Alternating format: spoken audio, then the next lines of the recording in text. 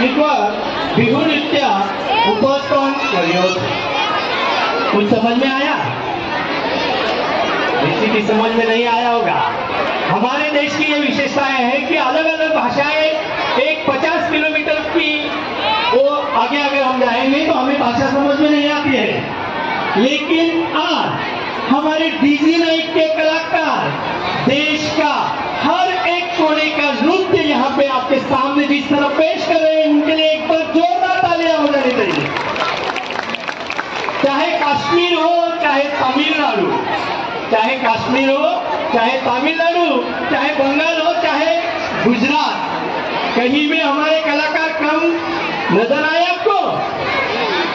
तो इसी तरह हमारे छठी कक्षा अ के विद्यार्थी आपके सामने आसाम राज्य का एक बहुत ही लोकप्रिय लोक नृत्य बिहू आपके सामने पेश करने जा रहे हैं। बिहू ये आसाम राज्य का एक त्योहार है जो साल में 3 बार मनाया जाता है। पहली बार जब उनका नव वर्ष रहता है, वसंत ऋतु के समय, नव वर्ष के समय ये बिहू बहुत ही जोरदार तरीके से मनाया जाता है और ये बिहू नृत्य पूरे असम राज्य में जोरदार तरीके से साजरा किया जाता है।